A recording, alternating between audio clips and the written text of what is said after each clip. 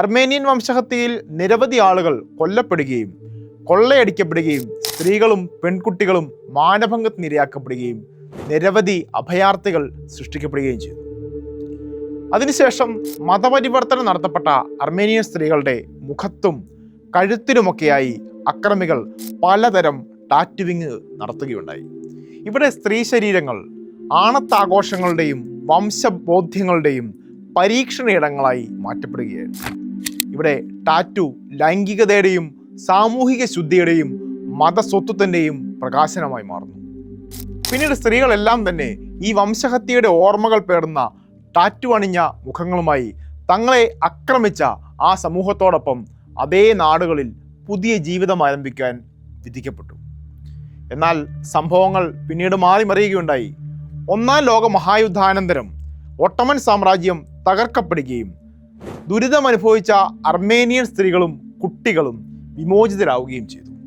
തങ്ങളുടെ സമൂഹത്തിൽ വലിയ പ്രതീക്ഷകളോടെ തിരിച്ചെത്തിയ അവർക്ക് ജീവിതം അവഹേളനങ്ങളുടെയും ആട്ടിയോടിക്കലുകളുടെയുമായി മാറി.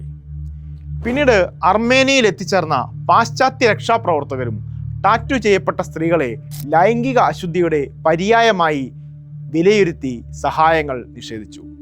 അവർ പലപ്പോഴും ടാറ്റു ചെയ്യപ്പെടാത്ത സ്ത്രീകളെയും കുട്ടികളെയും തങ്ങളുടെ സഹായത്തിനും ആശ്രിതത്വത്തിനും തിരഞ്ഞെടുത്തു.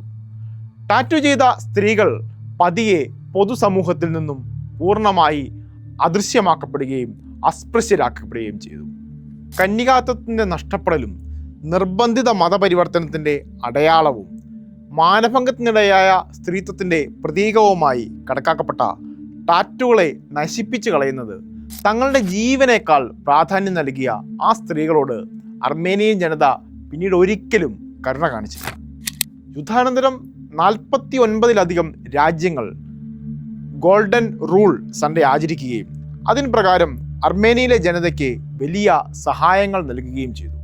എന്നാൽ ഈ കണക്കിലെങ്ങും ഉൾപ്പെടാതെ പൊതുവിടങ്ങളിൽ നിന്നും അകറ്റപ്പെട്ട ടാറ്റു ചെയ്യപ്പെട്ട മുഖങ്ങളെ ഇന്നും ചരിത്രവും ഭരണകൂടങ്ങളും ഓർമ്മിക്കുന്നില്ല.